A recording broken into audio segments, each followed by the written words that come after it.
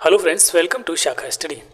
दोस्तों, आज की वीडियो में हम लेकर आए हैं एमएड एंट्रेंस के लिए जो हम अपने यहाँ पर तैयारी कर रहे हैं। उसमें आज हमारी ये चौथी वीडियो है। सब्जेक्ट कॉम्पिटेंस वाला पार्ट हम यहाँ पर सॉल्व कर रहे हैं। तो सब्जेक्ट कॉम्पिटेंस की 3 वीडियो इससे पहले हमने अपलोड कर दी हैं, जिनमें हमने लगभग 50 से 60 क्वेश्चन यहाँ पर सॉल्व कर लिए हैं। ठीक है, क्वेश्चन हम यहाँ पर पूरी डिटेल में सॉल्व कर रहे हैं, जिससे कि आपको दोबारा से देखने की ज़रूरत ना पड़े। इसलिए मैं कहता हूँ कि आप जब भी वीडियो देखने के लिए बैठें तो एक कॉपी पेन लेकर बैठें, या कोई एक रजिस्टर का या कोई एक पेज लेकर बैठें, जिससे कि मैं यहाँ पर एक्स्ट्रा चीज़ें बताऊँ तो आप उन्हें नोट करते हुए चलें। ठीक है दोस्तों, तो सब्जेक्ट कॉम्पिटेंस की चौथी वीडियो में हम आपका स्वागत करते हैं। तो 151 से लेकर 200 तक के क्वेश्चन हमने यहाँ पर सॉल्व कर लिए हैं। आज हम यहाँ पर 200 से आगे के क्वेश्चंस को सॉल्व करेंगे। ठीक है, तो चलिए बिना टाइम वेस्ट किए शुरू करते हैं आज की अपनी वीडियो को। तो दोस्तों, आज का पहला क्वेश्चन है हमारा, क्वेश्चन नंबर 201 है। इसमें यहाँ पर मैचिंग दी हुई है, कुछ मनोवैज्ञानिकों के नाम दिए हुए हैं और सामने कुछ जानवरों के नाम दिए हुए हैं, एनिमल्स के नाम दिए हुए हैं। ठीक है, तो आपको बताना है कि इन में से किस मनोवैज्ञानिक ने किस जानवर पर या किस पक्षी पर यहाँ प्रयोग किया था। तो ये बहुत ही इजी क्वेश्चन है, इसे आप आसानी से कर सकते हैं। सबसे पहले बात आती है E.L. थॉर्नडाइक की। तो हमने पिछली वीडियो में बात की थी जब थॉर्नडाइक से रिलेटेड क्वेश्चन आया था। तो E.L. थॉर्नडाइक ने जो प्रयोग किया था वो किया था दोस्तों कैट पर, यानी बिल्ली पर। ठीक है, तो पहले का यहाँ पर आंसर आपका सी हो जाएगा। अब देखिए, एक अगर आपको पता चल जाता है तो आपको तुरंत से ऑप्शंस पर नज़र डालनी है। तो एक यहाँ है, एक का सी इसमें नहीं है, इसमें नहीं है, इसमें नहीं है, इसमें है, तो एक ही है। तो इसी तरह से यहाँ पर डी जो है इसका सही आंसर हो जाएगा। ठीक है, बाकी का भी देख लेते हैं। यहाँ पर वैसे तो हमें एक से ही इसका आंसर मिल गया है, लेकिन बाकी को भी देख लेते हैं। A.P. पावलोव ने किया था डॉग पर। ठीक है, B.F. स्किनर ने किया था। देखिए, स्किनर में सब आपको याद होगा कि स्किनर ने किया था चूहे पर, लेकिन यहाँ पर चूहे का तो कोई नाम ही नहीं है। तो जब दोस्तों मैं यहाँ पर आपको बता दूं कि B.F. स्किनर ने चूहा और कबूतर दोनों पर प्रयोग किए थे। ठीक है, यदि आपको कहीं पर चूहा नहीं लिखे तो फिर कबूतर वाले ऑप्शन के साथ आप यहाँ पर जाएंगे, जैसा कि इस क्वेश्चन में आपको देखने को यहाँ पर मिल रहा है। नेक्स्ट है कोलर कोफ का, और जो आपके गेस्टाल्टवादी हैं उन्होंने जो प्रयोग किया था वो चिंपैंजी पर किया था। उस चिंपैंजी का नाम था सुल्तान। ठीक है, सुल्तान नामक चिंपैंजी पर इन्होंने अपना प्रयोग किया था। इस तरह से 201 का क्वेश्चन आंसर आपका डी यहाँ पर एकदम सही हो जाएगा। चलते हैं next question, question number 202। Who among the following is not a follower of idealism. निम्नलिखित विकल्पों में से कौन सा एक आदर्शवाद का अनुयायी नहीं है? हर्बर्ट स्पेंसर, हेगल, प्लेटो या फिर बर्कले। तो आदर्शवाद यानी आइडियलिज्म से संबंधित इनमें कौन नहीं है? तो देखिए, हेगल भी है, प्लेटो भी है, बर्कले भी है, लेकिन जो हर्बर्ट स्पेंसर हैं वो आपके आदर्शवाद यानी आइडियलिज्म से रिलेटेड नहीं है, इसके फॉलोवर नहीं है। Next question, question number 203। Which of the following is not a step of project method given by W.H. Kilpatrick. निम्नलिखित विकल्पों में से कौन सा W.H. किलपैट्रिक द्वारा प्रतिपादित प्रयोजना विधि का एक पद नहीं है? ठीक है, इसमें यहाँ पर 4 ऑप्शन दिए हैं आपके। Creation of situation, formulation of objectives, financing the project and evaluation of the project. परिस्थिति का सृजन, उद्देश्यों का निर्धारण, प्रायोजना का वित्तीयन और प्रायोजना का मूल्यांकन। इनमें पूछा है कौन सा एक पद नहीं है। यदि आपको पता होगा जो पद हैं तो फिर आप यहाँ से उसे एलिमिनेट कर सकते हैं। तो आइए देख लेते हैं कि किलपैट्रिक ने जो 4 पद दिए थे वो कौन कौन से थे। सबसे पहले तो आपका क्रिएशन ऑफ सिचुएशन, यानी देखिए जो लिखा हुआ है उसको मैं नहीं लिखूंगा, तो पहला आपका यही था, क्रिएशन ऑफ सिचुएशन। दूसरा था आपका फॉर्मुलेशन ऑफ ऑब्जेक्टिव्स, जी हाँ बिल्कुल ये भी सही है। तीसरा था आपका प्लानिंग ऑफ ऑब्जेक्ट। ठीक है, तो तीसरा यहाँ पर प्लानिंग ऑफ प्रोजेक्ट नहीं है, तो तीसरा था आपका, आप इन्हें लिखते चलें, प्लानिंग ऑफ प्रोजेक्ट। ठीक है, ये थर्ड था। और फोर्थ था आपका evaluation of the project, evaluation of the project यानी प्रोयोजना का मूल्यांकन। इस तरह से यहाँ पर जो नहीं है वो आपका ऑप्शन सी यहाँ पर सही हो जाएगा। ये जो है किलपैट्रिक की परियोजना विधि प्रोजेक्ट मेथड का एक पद या एक स्टेप नहीं है, तो आंसर सी यहाँ पर सही हो जाएगा। चलते हैं next question, question number 204। School inspection system was started in India as a result of. Bharat में विद्यालय निरीक्षण व्यवस्था का सूत्रपात परिणाम था, यानी किसका परिणाम था? वुड डिस्पैच का, हंटर कमीशन का, सेटलर कमीशन का या फिर हर्टॉग कमेटी का। ठीक है, तो जो विद्यालय निरीक्षण व्यवस्था है, विद्यालय स्कूल इंस्पेक्शन सिस्टम जो स्टार्ट हुआ था वो हुआ था आपका वुड्स डिस्पैच से कब से शुरू हुआ था, मतलब वुड्स डिस्पैच के अंतर्गत ही इसको स्टार्ट किया गया था। तो इसका ऑप्शन यहाँ पर ए एकदम सही हो जाएगा। Next question, question number 205, which of the following is not a characteristic of good question. निम्नलिखित विकल्पों में से कौन सा अच्छे प्रश्नों की विशेषता नहीं है। यहाँ पर भी आपसे नोट पूछा है कि कौन सी अच्छी विशेषता नहीं है। रिलायबिलिटी बिल्कुल होनी चाहिए, ऑब्जेक्टिविटी भी होनी चाहिए यानी विश्वसनीयता वस्तुनिष्ठता होनी चाहिए, वैलिडिटी भी अच्छे क्वेश्चन में होनी चाहिए, लेकिन अस्पष्ट यानी एम्बिग्विटी अगर होगी तो फिर वो क्वेश्चन अच्छा क्वेश्चन नहीं माना जाएगा। तो ये यहाँ पर आपका आंसर डी जो है वो एकदम करेक्ट हो जाएगा। Question number 206, which of the following is not true about action research. Action research के बारे में क्या, मतलब क्रिया अनुसंधान के विषय में क्या सत्य नहीं है। It is for limited time and scope, यह सीमित समय और क्षेत्र के लिए होता है। No training is needed to conduct it, इसे करने के लिए प्रशिक्षण आवश्यक नहीं है। It is flexible in nature, यह प्रकृति में लचीला होता है। या its findings can be generalize, इसके परिणामों को सामान्यीकरण किया जा सकता है। तो देखिए एक्शन रिसर्च के बारे में जो यहाँ पर सही नहीं है वो है आपका ऑप्शन नंबर डी, इसके परिणामों को जनरलाइज नहीं किया जा सकता। It's findings can not be मतलब इसको जनरलाइज नहीं किया जा सकता है, ये सही है, लेकिन यहाँ पर लिख रहा है कि जनरलाइज किया जा सकता है, तो इसलिए यहाँ पर ये सत्य नहीं होगा। ठीक है, तो इसका ऑप्शन यहाँ पर डी सही हो जाएगा। Question number 207, the value of coefficient of correlation can not be, सहसंबंध गुणांक का मान नहीं हो सकता है। यहाँ पर 4 ऑप्शन है, पॉजिटिव, नेगेटिव, 0 या फिर मोर देन 1, धनात्मक, ऋणात्मक, 0 या फिर 1 से अधिक। तो देखिए सहसंबंध गुणांक यानी कोफिशिएंट कोरिलेशन ऑफ कोरिलेशन जो होता है उसकी जो रेंज होती है वो आपकी -1 से लेकर और +1 तक होती है। ठीक है, यानी कि ये -1 से कम नहीं हो सकता और 1 से ज़्यादा नहीं हो सकता, नेगेटिव भी हो सकता है, 0 भी हो सकता है, पॉजिटिव भी हो सकता है, लेकिन कभी भी 1 से ज़्यादा या -1 से कम नहीं हो सकता है। ठीक है, ऑप्शन में यहाँ पर 1 से अधिक दिया है, ऑप्शन में ये भी दे सकता है कि -1 से कम। ठीक है, -1 से कम, तो वो भी आपका आंसर जो है वो गलत होगा, मतलब इस क्वेश्चन के हिसाब से सही होगा। Next question, in a metric scale there is, सामान्य मीट्रिक मापनी में, अब यहाँ पर आपको बताना है, नो 0 पॉइंट, शून्य बिंदु नहीं होता, अ नॉन फिक्स 0 पॉइंट, अनिश्चित शून्य बिंदु होता है, अ फिक्स 0 पॉइंट, निश्चित शून्य बिंदु होता है, या बियॉन्ड 0 पॉइंट, शून्य बिंदु के आगे होता है। तो सामान्य मीट्रिक मापने की बात की है, यानी मीट्रिक स्केल की बात की है, तो इसमें जो है आपका फिक्स्ड शून्य बिंदु जो है वो होता है। इसका जो ऑप्शन सी है वो यहाँ पर एकदम सही हो जाएगा। A fixed 0 point there is होता है, मतलब सामान्य मीट्रिक मापनी में निश्चित शून्य बिंदु होता है। Next question 208, which of the following is true about a test, किस मतलब टेस्ट के बारे में इनमें से क्या सही है, परीक्षण के बारे में क्या सत्य है। A valid test is reliable, एक वैध परीक्षण विश्वसनीय होता है। A reliable test may be valid, जो विश्वसनीय परीक्षण है वो वैध हो सकता है।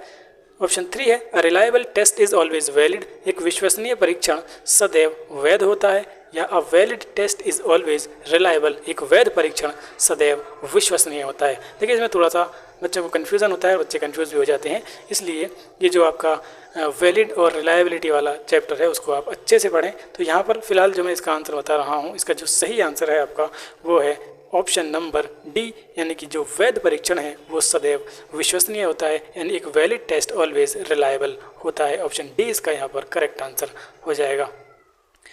Question number 210, which of the following is not true about creativity, निम्नलिखित में से कौन सा तथ्य सृजनात्मकता के संबंध में सत्य नहीं है। पहला है, there is a positive correlation between intelligence quotient and creativity only for IQ 110 to 120, 110 120 बुद्धिलब्धि हेतु बुद्धिलब्धि तथा सृजनात्मकता के बीच धनात्मक से संबंध पाया जाता है। दूसरा है, there is positive correlation between intelligence quotient and creativity, बुद्धिलब्धि तथा सृजनात्मकता के बीच धनात्मक सह संबंध पाया जाता है। थर्ड है, self assertiveness and dominance is found among creative thinkers, यानी सृजनात्मक विचारों में स्वग्राही तथा प्रबलता का गुण पाया जाता है। और फोर्थ ऑप्शन है, sense of humour is found among creative thinkers, यानी सृजनात्मक विचारकों में हास्य भाव का गुण पाया जाता है। ठीक है, तो इसका जो आपका सही आंसर होगा 210 का वो हो जाएगा option number A, there is a positive correlation between intelligence quotient and creative only for 110 to 120, तो ये आपका सत्य नहीं है, यही आपका यहाँ पर सही आंसर हो जाएगा। Question number 211, which of the following is not true about measurement and evaluation. निम्नलिखित में से क्या मापन एवं मूल्यांकन के विषय में सत्य नहीं है। Measurement is included in evaluation, यानी मापन मूल्यांकन में निहित होता है। Evaluation is a continuous process, मूल्यांकन एक सतत प्रक्रिया है। Evaluation is qualitative in nature, मूल्यांकन प्रकृति में गुणात्मक होता है। या option number D, measurement is quantitative in nature, मापन प्रकृति में परिमाणात्मक होता है। तो इसमें पूछा है कि कौन सा सही नहीं है मापन एवं मूल्यांकन के विषय में, ठीक है। तो यहाँ पर देखिए कौन सा सही नहीं है पूछा है, बिल्कुल मापन मूल्यांकन में नहीं होता है, ये बिल्कुल सही बात है। इवेल्युएशन इज कंटिन्यूअस प्रोसेस है, ये भी सही है। Evaluation is qualitative in nature, देखिए इवेल्युएशन जो होता है वो क्वालिटेटिव नहीं बल्कि आपका क्वांटिटेटिव होता है, इसलिए यही आपका ऑप्शन जो है वो गलत है, यानी गलत का गलत पूछा है, नहीं है पूछा है, तो यही इसका यहाँ पर सही आंसर हो जाएगा। ऑप्शन नंबर सी, मूल्यांकन प्रकृति में गुणात्मक होता है। Next question 212, in Buddhist education पवज्जा संस्कार वॉज रिलेटेड टू। बौद्ध शिक्षा में पवज्जा का संबंध किससे था, ठीक है। तो बौद्ध शिक्षा आपने पढ़ी होगी, beginning of education, beginning of higher education, completeness of education या डिग्री ऑफ एजुकेशन। शिक्षा के आरंभ से, उच्चतर शिक्षा के आरंभ से, शिक्षा के समापन से या शिक्षा की एक उपाधि से। तो देखिए पवज्जा संस्कार आप सबने पढ़ा होगा। पवज्जा का मतलब होता है स्टार्टिंग, यानी कि जब बच्चे को पढ़ाना होता था, मतलब बच्चे का पहली बार एडमिशन होता था, वो मठ में प्रवेश करता था, तब पवज्जा संस्कार कराया जाता था और ये आपका 8 वर्ष की उम्र में होता था। इसके बाद हर बच्चे को 12 साल तक पढ़ाई करनी होती थी, ठीक है। तो स्टार्टिंग मतलब एजुकेशन की स्टार्टिंग जो होती थी मठ में जाकर, वो ही आपका पवज्जा संस्कार कहलाता था, यानी शिक्षा के आरंभ से। अब बिगिनिंग ऑफ एजुकेशन की बात अगर करें तो वैदिक काल में इसको क्या कहा जाता था, तो वैदिक काल में जब पढ़ाई स्टार्ट होती थी, बच्चा गुरुकुल में जाता था, तो उसको कहा जाता था उपनयन संस्कार। कौन सा संस्कार, उपनयन संस्कार, ठीक है। ये भी आपका 5 से 7 वर्ष की उम्र में कराया जाता था, इससे पहले घर पर ही बच्चे को शिक्षा दी जाती थी। अगर बात करें मध्यकाल की यानी मुस्लिम काल की, तो मुस्लिम काल में जब शिक्षा का आरंभ होता था तो वहाँ पर क्या होता था, सबसे पहले बिस्मिल्लाह खानी रस्म होती थी, ठीक है, बिस्मिल्लाह खानी रस्म होती थी, ठीक है। तो तीनों का मैंने आपको बता दिया है। बुद्धिस्ट में पवज्जा संस्कार, शिक्षा का आरंभ, और वैदिक काल में आपका उपनयन संस्कार, और मुस्लिम काल में बिस्मिल्लाह खानी रस्म। ये होने के बाद ही बच्चा जो है अपनी पढ़ाई शुरू करता था। नेक्स्ट क्वेश्चन देखते हैं, विच of the following is not a type of probability sampling.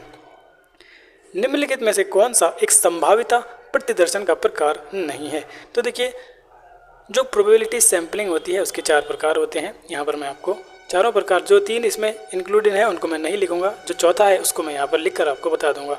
तो देखिए सबसे पहला जो होता है वो होता है आपका सिंपल रैंडम सैम्पलिंग, यानी साधारण यादृच्छिक प्रतिदर्शन।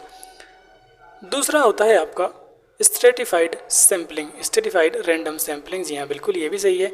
तीसरा होता है आपका क्लस्टर सैम्पलिंग या एरिया और क्लस्टर सैम्पलिंग। चौथा होता है आपका सिस्टमेटिक सैम्पलिंग, सिस्टमेटिक, ठीक है, सिस्टमेटिक सैम्पलिंग। तो इसमें कहीं पर भी ये जो कोटा वाला है, कोटा सैम्पलिंग है, ये नहीं होता है, तो यही इसका यहाँ पर सही आंसर हो जाएगा, क्योंकि यहाँ पर नहीं पूछा है तो यही इसका सही आंसर हो जाएगा। Next question 214, which of the following is not a necessary condition for the success of an interview. निम्नलिखित में से कौन सी एक सफल साक्षात्कार के लिए आवश्यक परिस्थिति नहीं है। ऑप्शन है आपके फेमिलियरिटी, सुपरिचय, एक्सेसिबिलिटी, अभिगम्यता, कॉग्निशन, संज्ञान या फिर मोटिवेशन, अभिप्रेरणा, ठीक है। तो एक सफल साक्षात्कार के लिए एक्सेसिबिलिटी होना जरूरी है, कॉग्निशन भी जरूरी है और मोटिवेशन भी जरूरी है, लेकिन जो सुपरिचय है, जो फेमिलियरिटी है, वो जरूरी नहीं है। ऑप्शन ए इसका यहाँ पर सही आंसर हो जाएगा। Next question 215, which of the following is not include in 4 pillars of education given by UNESCO. निम्नलिखित में से कौन सा एक यूनेस्को द्वारा प्रतिपादित शिक्षा के 4 स्तंभों में सम्मिलित नहीं है।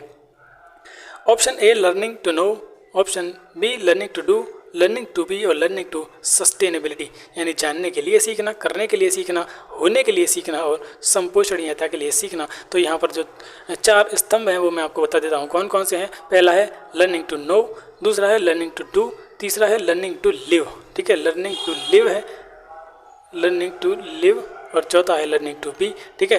तो लर्निंग टू सस्टेनेबिलिटी जो है वो आपका कोई भी स्तंभ नहीं है, इसलिए ऑप्शन ये जो चौथा है ये गलत हो जाएगा। गलत हो जाएगा मतलब सही हो जाएगा, क्योंकि यहाँ पर नहीं पूछा है, इसलिए ऑप्शन डी यहाँ पर सही हो जाएगा। Next question, question number 216, which of the following is not a type of norms given by Lehmann. निम्नलिखित में से कौन सा एक लीमैन द्वारा प्रतिपादित मानक के प्रकारों में सम्मिलित नहीं है।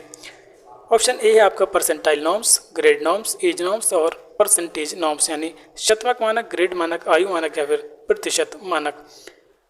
तो लीमैन द्वारा प्रतिपादित मानक के प्रकारों में सम्मिलित नहीं है पूछा है, तो यहाँ पर 216 का ऑप्शन हो जाएगा आपका परसेंटेज नॉर्म। परसेंटेज नॉर्म जो है वो लीमैन के द्वारा प्रतिपादित नहीं है। ऑप्शन डी इसका यहाँ पर सही आंसर हो जाएगा। नेक्स्ट क्वेश्चन, क्वेश्चन नंबर 217, इन वैदिक एजुकेशन उपक्रम यानी Shravani was related to.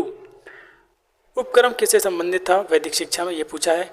Reopening a new session, annual examination, closing of existing session या फिर मिड टर्म एग्जामिनेशन। नए सत्र की पुनः शुरुआत से, वार्षिक परीक्षा से, वर्तमान सत्र के समापन से या फिर मध्य अवधि परीक्षा से।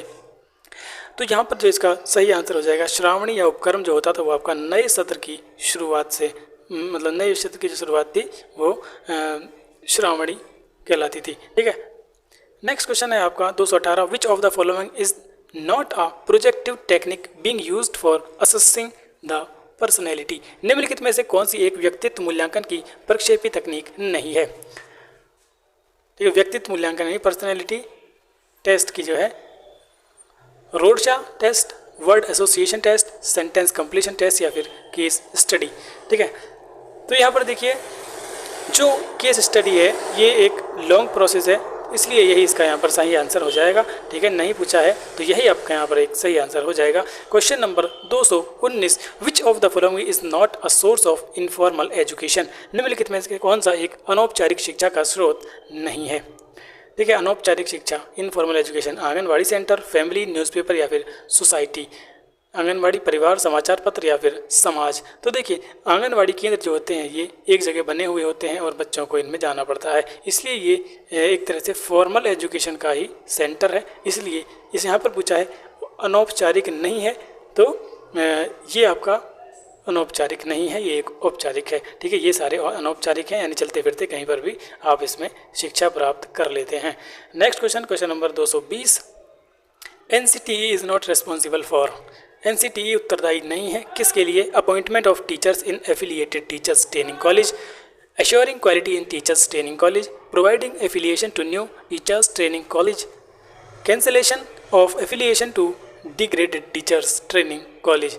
संबंध प्रशिक्षण, शिक्षक प्रशिक्षण कॉलेजों में अध्यापकों की नियुक्ति के लिए, शिक्षक प्रशिक्षण कॉलेजों में गुणवत्ता सुनिश्चित करने के लिए, नए शिक्षक प्रशिक्षण कॉलेजों को मान्यता प्रदान करने के लिए, या फिर पदोन्नत शिक्षक प्रशिक्षण कॉलेजों की मान्यता समाप्त करने के लिए। तो देखिए NCTE का काम जो है वो नहीं है, वो ये है कि NCTE टीचर्स की अपॉइंटमेंट नहीं करता है, इसके लिए एक अलग से आयोग बनाया जाता है और वो टीचर को क्या करता है, अपॉइंट करता है। तो यही इस यहाँ पर इसका सही आंसर हो जाएगा। नहीं पूछा है तो यही इसका काम नहीं है, यही यहाँ पर इसका सही आंसर हो जाएगा।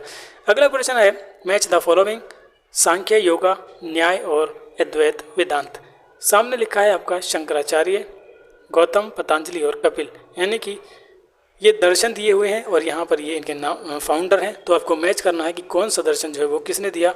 तो देखिए सबसे पहले इसमें आप ऐसा ढूंढें जो आपको पता हो, सबसे इजी हो। देखिए जैसे सब जानते हैं कि योग दर्शन जो है वो पतंजलि से रिलेटेड है, तो दूसरे का यहाँ पर सी हो जाएगा। तो आप दूसरे के नीचे देखें सी कहाँ पर है, सी एक ही ऑप्शन में है, तो आपका आंसर यहाँ पर मिल गया है। आपको दूसरा देखने की जरूरत ही नहीं है, लेकिन फिर भी हम यहाँ पर देख लेते हैं। आपको एग्जाम में ऐसे करना है, लेकिन यहाँ पर आपको सबका पता होना जरूरी है। तो आपका जो सांख्य दर्शन है, सांख्य दर्शन दिया था आपका कपिल ने, योग दर्शन पतंजलि, न्याय दर्शन जो है वो गौतम ने दिया था, और अद्वैत वेदांत जो है वो आपका शंकराचार्य जी ने दिया था। ठीक है, तो इस तरह से ऑप्शन सी यहाँ पर सही हो जाएगा। Next question, question number 222, which of the following is not written by Rousseau. देखिए मैंने रूसो की आपको रचनाएं बता रखी हैं कौन कौन सी हैं, और उसके अलावा रूसो, एमाइल दुर्खीम और बहुत सारे जो भी बीच बीच में आते गए सबकी रचनाएं मैंने आपको यहाँ पर बता रखी हैं।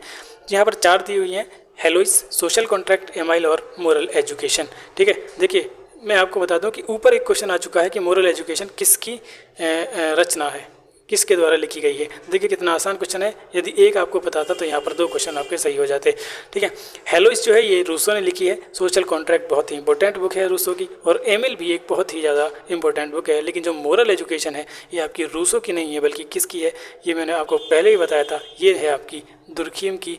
ठीक है, एमाइल दुर्खीम की बुक है ये, एमाइल दुर्खीम की। और भी मैंने आपको 2-3 बुक यहाँ पर बताई थी, जिनमें एक थी आपकी सुसाइड, एक थी आपकी the division of labour in society, the division of labour in society. इसलिए आप पीछे की वीडियोस को ज़रूर देख लें क्योंकि मैंने उनमें सब बता रखा है। और एक और इम्पोर्टेंट बुक जो एमाइल दुर्खीम की थी वो थी आपकी एजुकेशन एंड सोशियोलॉजी। ठीक है, क्योंकि एमाइल दुर्खीम एक सोशियोलॉजिस्ट थे और फादर ऑफ मॉडर्न सोशियोलॉजी भी इनको कहा जाता है। हालांकि सोशियोलॉजी के जो फाउंडर हैं वो ऑगस्ट कॉम्टे को कहा जाता है, लेकिन जो मॉडर्न सोशियोलॉजी के फादर हैं वो एमाइल दुर्खीम को ही कहा जाता है। ठीक है दोस्तों, तो मॉरल एजुकेशन है वो किसने लिखी है, वो आपकी एमाइल दुर्खीम ने लिखी है।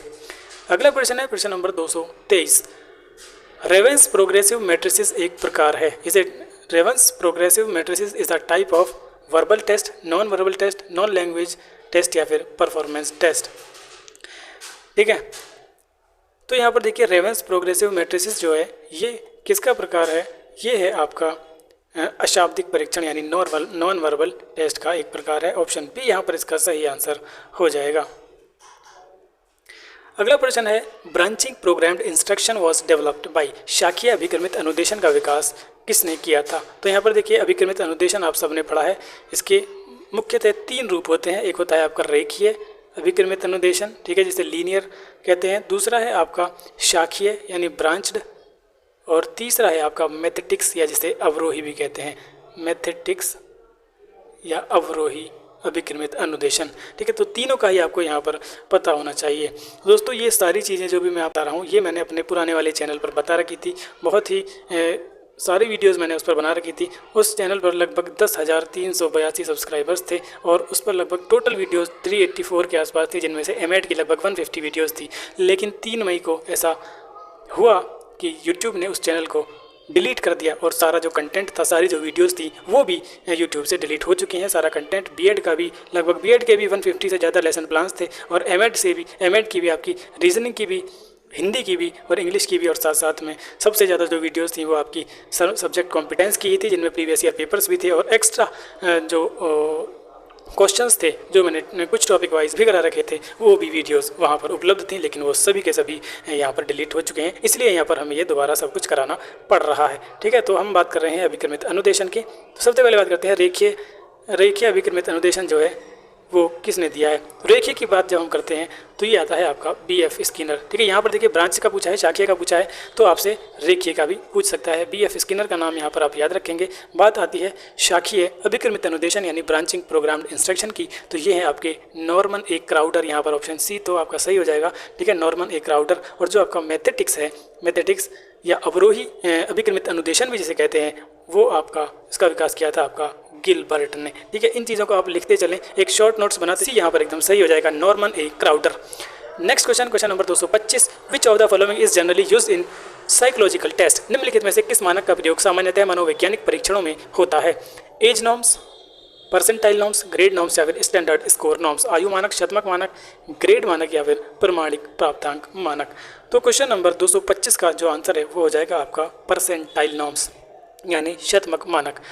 नेक्स्ट क्वेश्चन और आज की वीडियो का, चलिए ये दोनों क्वेश्चन कर लेते हैं। Question number 226। To explain the score obtained from a test we must need. किसी परीक्षण से प्राप्त प्राप्तांकों की व्याख्या के लिए हमें आवश्यकता होती है। किसकी आवश्यकता होती है। मीन, नॉर्म्स, रिलायबिलिटी या फिर वैलिडिटी, माध्य की, मानक की, विश्वसनीयता की या फिर वैधता की। तो इसका जो सही आंसर हो जाएगा, परीक्षण से प्राप्त प्राप्तांकों की व्याख्या के लिए हमें जो ज़रूरत होती है वो होती है मानक की यानी नॉर्म्स की। क्वेश्चन नंबर 227 और आज का लास्ट क्वेश्चन। ठीक है, इसके बाद हम वीडियो को एंड कर देंगे। Which of the following is not written by John Dewey. देखिए जॉन डीवी की मैंने बहुत सारी पुस्तकों के नाम आपको बताए थे, अब ये यहाँ पर काम आएगा।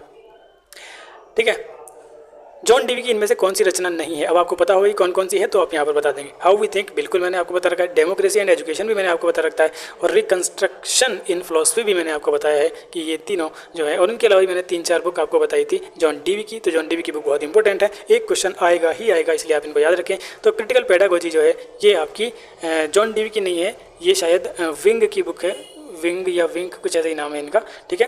तो दोस्तों इस तरह से आज की वीडियो में हमने लगभग 27 क्वेश्चन कर लिए हैं, ठीक है। इसी तरह से हम क्वेश्चंस को एक्सप्लेन करते हुए चलेंगे और जल्द से जल्द आपका कोर्स यहाँ पर कंप्लीट करने की कोशिश करेंगे। तो दोस्तों आज की वीडियो में बस इतना ही, मिलते हैं नेक्स्ट वीडियो में कुछ और क्वेश्चंस के साथ। तब तक के लिए बाय बाय।